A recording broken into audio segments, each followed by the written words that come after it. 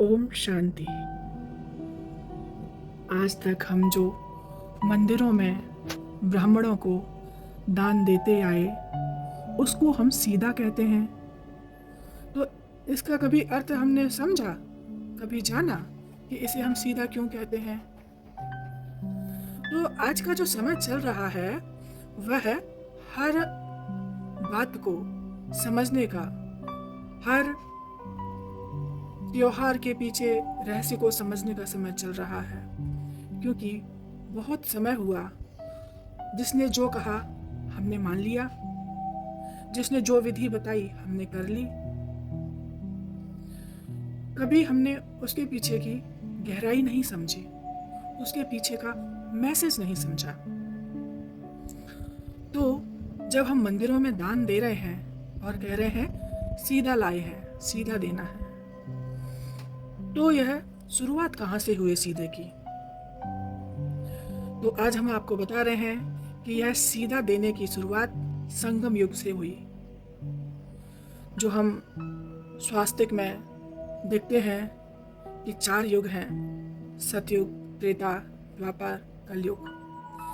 लेकिन हर किसी को नहीं पता एक 5वां युग भी होता है जिसे गुप्त युग कहते हैं, जिसे संगम युग कहते हैं, और जो चल रहा है।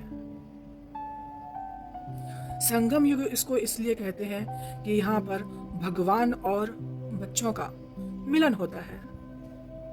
और गुप्त युग इसलिए कहते हैं क्योंकि यहाँ पर केवल देवता कुल के जो बच्चे हैं, देवता कुल के जो आत्माएं हैं, उन्हीं को परमात्मा का परिचय मिलता है और वो गुप्त तपस्या करते हैं। और जब उनकी तपस्या पूरी हो जाती है, देवता बनने योग्य बन जाते हैं, उसके बाद वो प्रत्यक्ष हो जाते हैं। फिर वो दूसरों को भी भगवान का मैसेज देने की पुरुषार्थ करने लगते हैं। अभी शिव बाबा प्रत्यक्ष हो चुका है, देवता अपने दैवी गुणों को जगाने की तपस्या कर रहे हैं, और जिस दिन संपूर्ण देवता बन जाएंगे उस दिन इस सृष्टि पर सतयुग आएगा।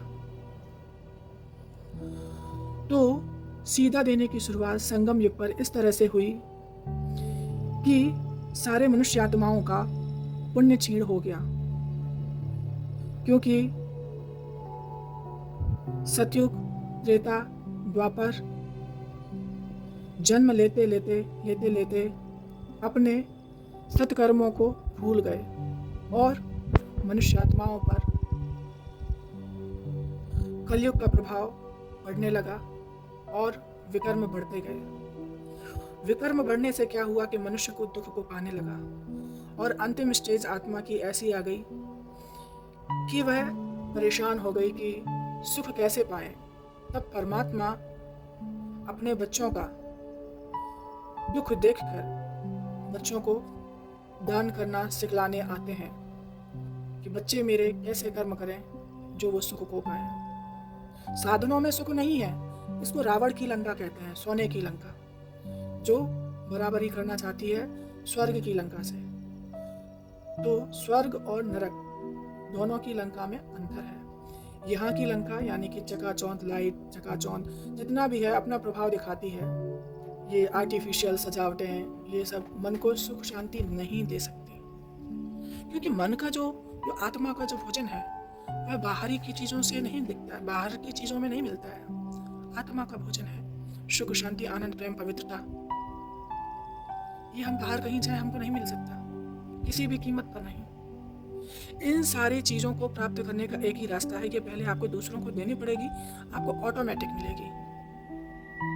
प्रेम दूसरों को दीजिए, आपको रिटर्न में नफरत मिले, हो ही नहीं सकता। कुछ समय लगेगा सामने वाले को परिवर्तन होने में, लेकिन होगा जरूर। तो परमात्मा संगम युग पर आते हैं और बच्चों को बताते हैं कि दान कहाँ करो। तो दान करना और सही जगह पे दान करना बहुत मायने रखता है। तो जो मंदिरों की स्थापना की है वो मनुष्यों ने की है, और कोई गारंटी नहीं है कि मनुष्य उस धन को मानव कल्याण के लिए ही लगाएगा। कोई गारंटी नहीं है आज किसी भी मंदिर की कि जो भी हम दान करते हैं वो मानव कल्याण के लिए लग रहा है। अगर सचमुच ऐसा होता तो क्या आज इतने भिखारी, आज इतनी जो गरीबी छाई हुई है, क्या वो होती? मंदिरों में इतना दान जाता है, इतना धन जाता है, इतना सभी जो धनी है वो अपना सोना चांदी दान करते हैं, इतना सब वो दान धन कहाँ जाता है? सचमुच अगर मंदिरों में दिए हुए दान से अगर मानव का कल्याण हो रहा होता तो आज मनुष्य इतना परेशान नहीं होता। लेकिन ऐसा नहीं है, ऐसा नहीं है।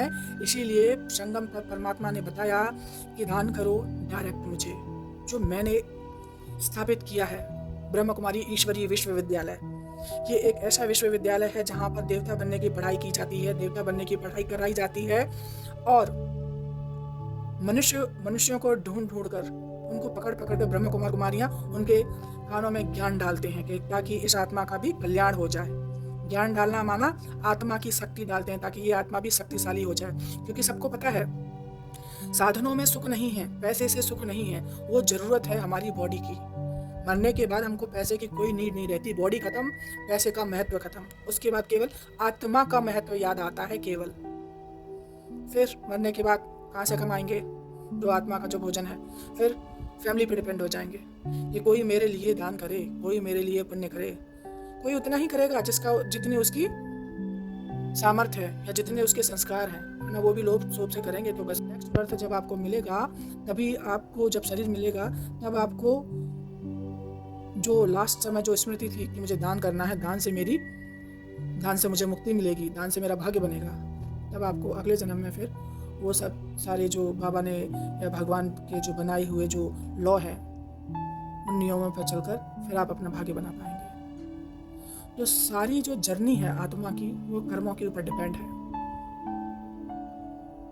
और ये कोई एक जन्म की बात नहीं है कि एक जन्म मिला आत्मा का और खत्म। आत्मा कई जन्म लेती है और लेती रहती है, निरंतर लेती रहेगी। इस सृष्टि में जिस एक आत्मा ने जन्म लिया वो हर कल्प लेती रहती है। चाहे वो एक जन्म ले, चाहे वो 84 जन्म ले, चाहे वो 21 जन्म ले, चाहे वो परमात्मा ही क्यों ना हो, उसको भी सृष्टि पे आना ही पड़ता है। जैसे हमारे भक्ति में कहते हैं कि आत्मा को मोक्ष मिल जाए, मोक्ष किसी को नहीं मिलता। मोक्ष का मतलब होता है आत्मा इस धरती पर अवतरित ही ना हो, उसको कहते हैं मोक्ष। तो ये तो परमात्मा भी इस चीज से अलग नहीं रह पाए, उनको भी संगम युग पर आना पड़ा रोल प्ले करने, पार्ट प्ले करने ब्रह्मा के तन द्वारा। फिर आप सबको कैसे मोक्ष मिल सकता है जब परमात्मा को नहीं मिला? मोक्ष नहीं मिल सकता, लेकिन जीवन मुक्ति मिल सकती है।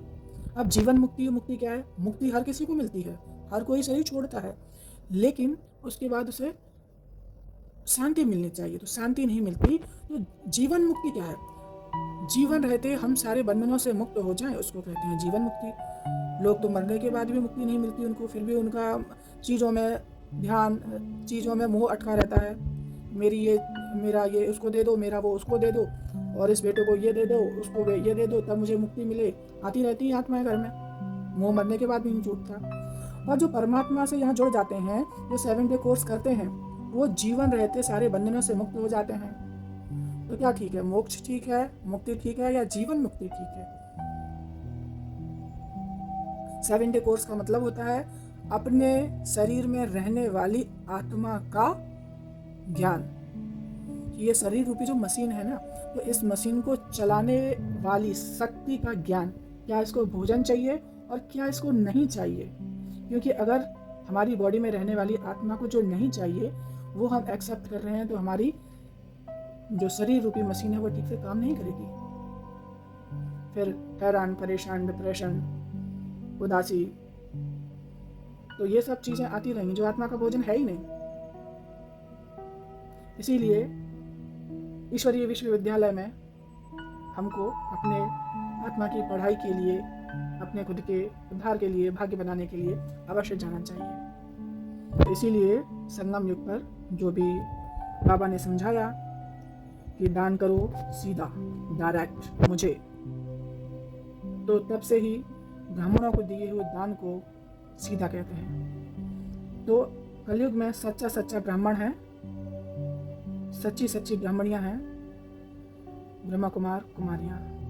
तो आशा करते हैं कि आपने वीडियो से अपने जीवन को परिवर्तन करने के लिए कुछ न कुछ संकल्प जरूर लिया होगा और अच्छे संकल्पों को जितना हो सके जल्दी कर लेना चाहिए, क्योंकि रावण की जो अंतिम अवस्था में श्री राम ने कहा था लक्ष्मण जी को कि उससे सीख लेके आओ, रावण बहुत ज्ञानी है, वो अंतिम समय में शरीर छोड़ रहा है, उससे कुछ ज्ञान लेके आओ। तो जब लक्ष्मण जी उससे पूछने गए थे तो रावण ने कहा था कि जो शुभ संकल्प आए उसको तुरंत कर लेना चाहिए, अगर विलंब किया तो विनाश हो जाएगा।